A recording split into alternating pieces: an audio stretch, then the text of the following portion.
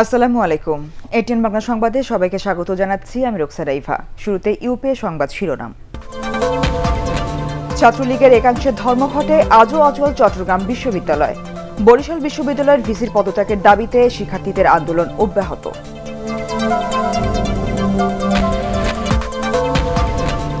Mymensingh city নির্বাচনের মনোনয়নপত্র দাখিল শেষ হচ্ছে আজ।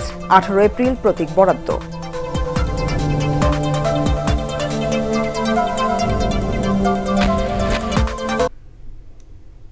শুনছিলেন ইউপি সংবাদ শিরোনাম।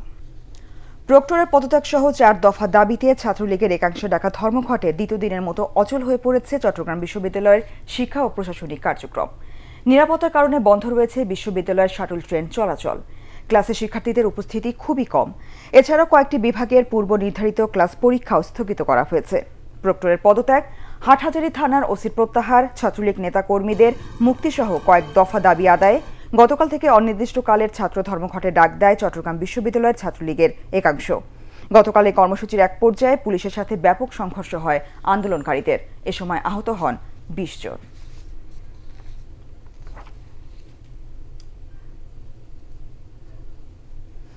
এদিকে বরিশাল বিশ্ববিদ্যালয়ের উপাচার্য এস.এম. ইমামুল হকের পদত্যাগের দাবিতে শিক্ষার্থীদের আন্দোলন 14তম দিনে গড়ালো। দাবি আদায় আজও বিক্ষোভ মিছিল ও সড়ক অবরোধ করেছে শিক্ষার্থীরা। এর ফলে বেলা 11টা থেকে দুপুর 1টা পর্যন্ত বিশ্ববিদ্যালয়ের সামনের বরিশাল পটুয়াখালী কুয়াকাটা সড়কে যান চলাচল বন্ধ হয়ে যায়। এ সময় যাত্রীবাহী বাসসহ অসংখ্য যানবাহন আটকা পড়ে। এতে দুর্ভোগে পড়েন যাত্রীরা। শিক্ষার্থীদের নিয়ে কটূক্তি করায় ভিসির পদত্যাগ সহ বিভিন্ন দাবিতে গত 26 মার্চ থেকে আন্দোলন করছেন ছাত্রছাত্রীরা। এরপর বিশ্ববিদ্যালয় অনির্দিষ্টকালের জন্য বন্ধ ঘোষণা করা হলেও শিক্ষার্থীরা হল ছেড়ে যাননি।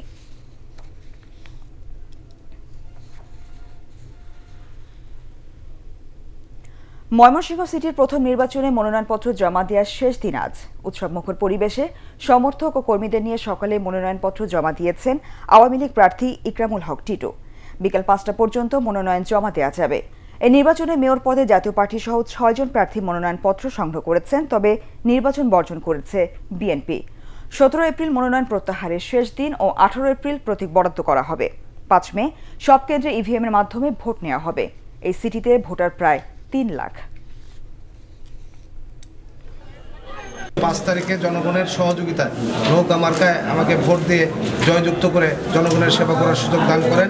আমি আপনাদেরকে আশ্বস্ত করছি যে বিগত দিনের আমার ক্ষুদ্র অভিজ্ঞতা এবং যে উন্নয়ন পরিকল্পনা সেটি মাননীয় প্রধানমন্ত্রী জননেত্রী শেখ হাসিনার ভিশন অনুযায়ী বাস্তবায়ন করে ময়মনসিংহ সিটি কর্পোরেশনকে একটি পরিকল্পিত, আধুনিক এবং তথ্য প্রযুক্তি নির্ভর সিটি কর্পোরেশনে গড়ে তোলার ক্ষেত্রে আমি আন্তরিকভাবে কাজ করে যাব।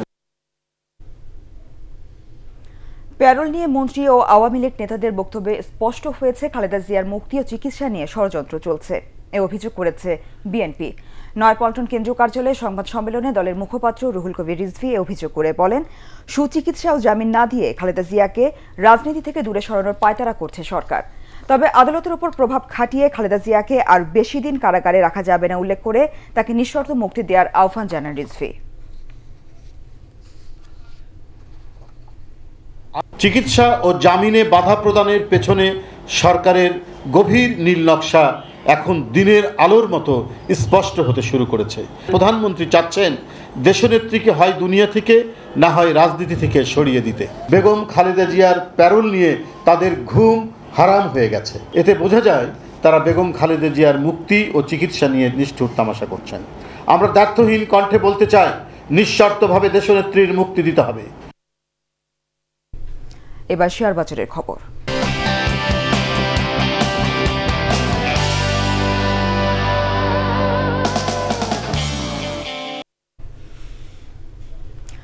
গোল্ডেন হারভেস্ট অ্যাগ্রো ইন্ডাস্ট্রিজ লিমিটেডের রাইট শেয়ারের অফার সংশোধনের সিদ্ধান্ত নেওয়া হয়েছে। গত বছরের 28 অক্টোবর 10 টাকা অভিহিত মূল্যে একটি শেয়ারের জন্য একটি করে রাইট শেয়ার ইস্যুর প্রস্তাব করা হয়েছিল, কিন্তু তার পরিবর্তে বর্তমানে প্রতি 4টি শেয়ারের জন্য 3টি করে রাইট শেয়ার 10 টাকা অভিহিত মূল্যেই ইস্যুর সিদ্ধান্ত নিয়েছে কোম্পানিটি। উত্তোলিত অর্থ দিয়ে উৎপাদন বৃদ্ধি ও বিতরণের চ্যানেল সম্প্রসারণ, মূলধন বৃদ্ধি এবং ব্যাংক ঋণ পরিশোধ করবে কোম্পানিটি। শেয়ার হোল্ডারদের অনুমোদনের জন্য আগামী 26 মে বিকেল 3টায় গাজীপুরের ফ্যাক্টরি প্রাঙ্গণে ইজিএম অনুষ্ঠিত হবে। রেকর্ড ডেট নির্ধারণ করা হয়েছে 30 এপ্রিল। ইজিএমে অনুমোদনের পর বিএসইসির সম্মতি সাপেক্ষে এ সিদ্ধান্ত কার্যকর হবে। স্কয়ার কম্পোজিটের শেয়ার লেনদেন আগামীকাল থেকে শুরু হবে। গত ৭ মার্চ শেয়ার হোল্ডারদের বিও হিসাবে কোম্পানিটির শেয়ার জমা হয়েছে। ইতিমধ্যে উভয় স্টক এক্সচেঞ্জে কোম্পানিটির তালিকাভুক্তির অনুমোদন পেয়েছে। বুক বিল্ডিং পদ্ধতিতে ৩,৪৮,৯৫,৮৩৩টি সাধারণ শেয়ার ছেড়ে ১৫০ কোটি টাকা উত্তোলন করে কোম্পানিটি। এর মধ্যে ৪৫ টাকা মূল্যে যোগ্য বিনিয়োগকারীদের এবং ৪০ টাকা মূল্যে সাধারণ বিনিয়োগকারীদের কাছে শেয়ার বিক্রি করা হয়।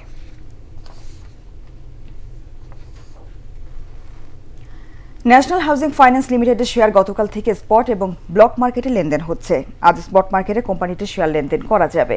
রেকর্ড ডেটের কারণে আগামীকাল কোম্পানিটির শেয়ার লেনদেন বন্ধ থাকবে। এদিকে রেকর্ড ডেটের কারণে আজ ইউনাইটেড ইন্স্যুরেন্স লিমিটেডের শেয়ার লেনদেন বন্ধ রয়েছে। এছাড়া রেকর্ড ডেটের পর আজ রাজবাংলা ব্যাংক লিমিটেডের শেয়ার লেনদেন স্বাভাবিকভাবে শুরু হয়েছে।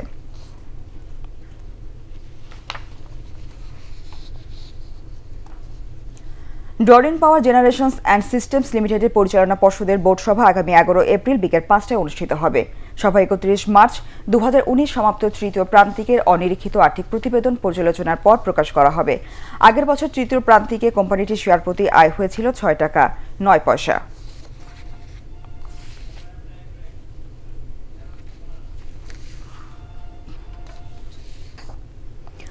রোহিঙ্গাদের মিয়ানমারে ফিরে নিতে যুক্তরাষ্ট্রসহ আন্তর্জাতিক সম্প্রদায়কে দ্রুত পদক্ষেপ নেবার আহ্বান জানিয়েছেন পররাষ্ট্রমন্ত্রী একে আব্দুল মোমেন।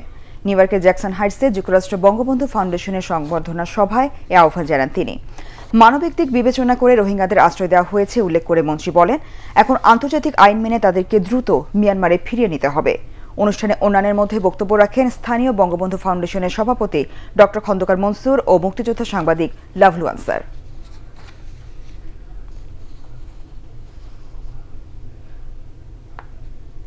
এবার আল আরাফা ইসলামী ব্যাংক অর্থ সংবাদ।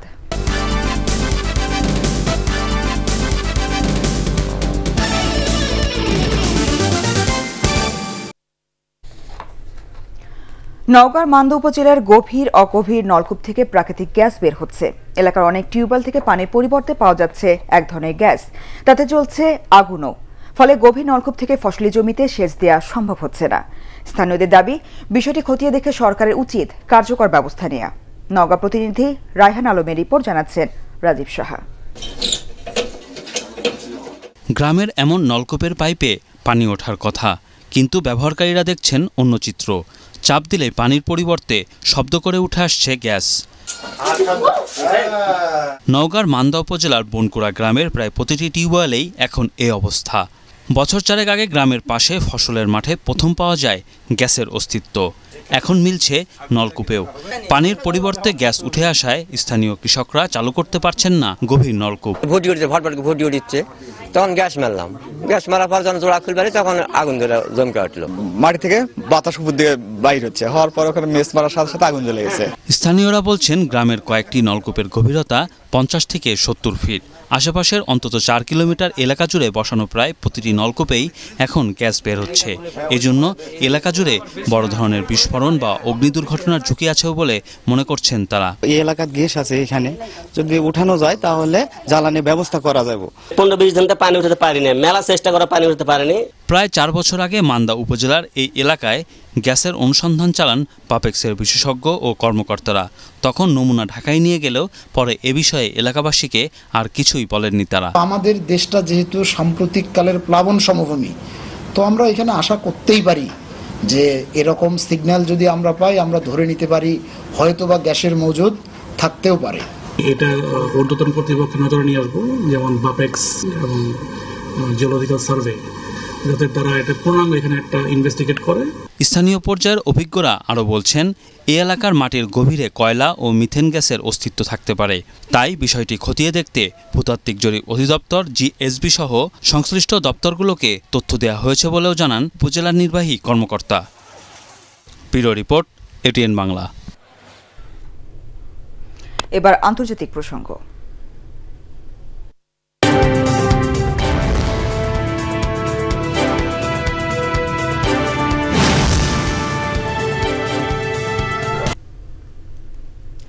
কংগ্রেসের কল্যাণমুখী ঘোষণাপত্রের পর কৃষক, যুবক, নারী সহ সমাজের বিভিন্ন ক্ষেত্রে সার্বিক উন্নয়নের উপর গুরুত্ব দিয়ে নির্বাচনী ইশতেহার প্রকাশ করল ভারতীয় জনতা পার্টি বিজেপি।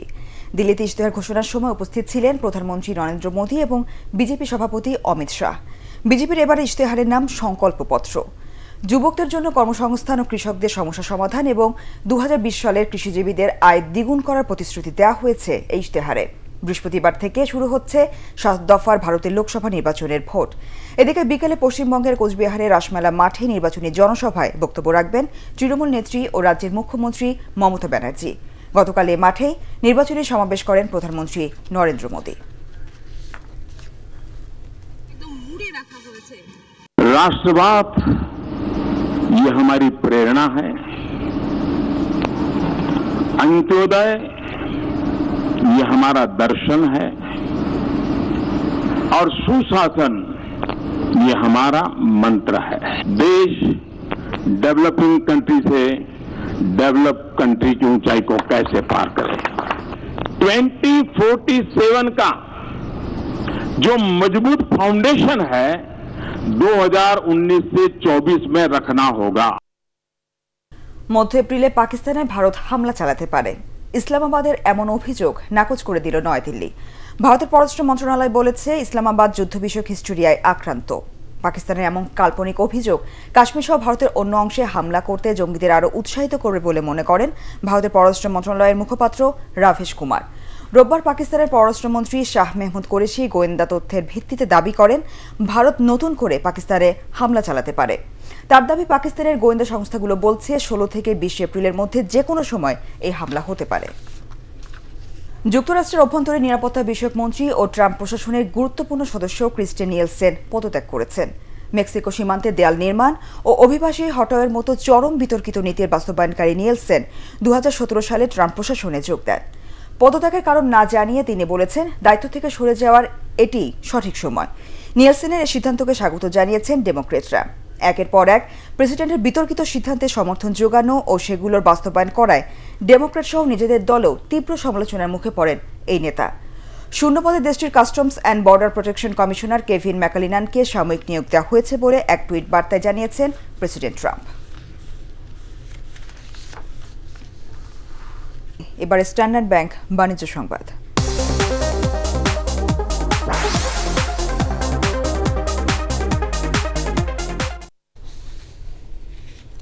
জয়পুরহাটে হারিয়ে যাচ্ছে ঐতিহ্যবাহী মৃৎশিল্প। একদিকে উপকরণের দাম বাড়া, অন্যদিকে প্লাস্টিক সামগ্রী ফিরে চাহিদা হারাচ্ছে ঐতিহ্যবাহী মৃৎশিল্প। ফলে আর্থিক ক্ষতির মুখে পড়েছেন শিল্পীরা।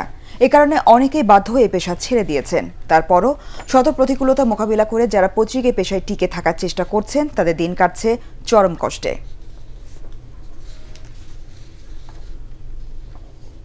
এবার পার্টেক্স খেলার খবর।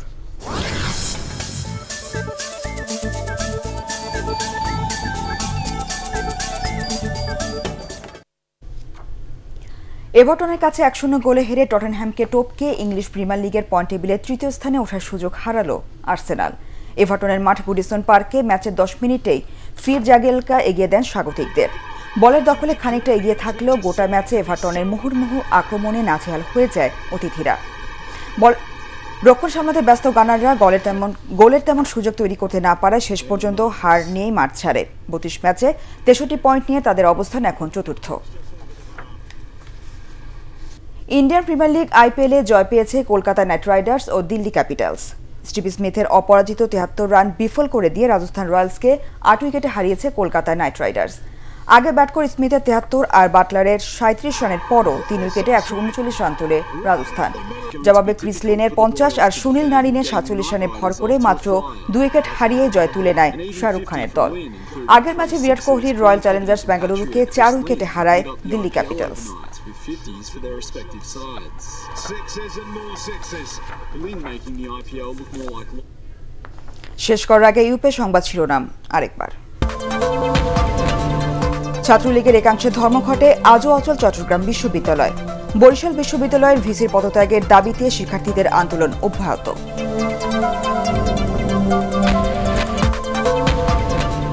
ময়মনসিংহ সিটি নির্বাচনের মনোনয়নপত্র দাখিল শেষ হচ্ছে আজ। 18 এপ্রিল প্রতীক বরাদ্দ।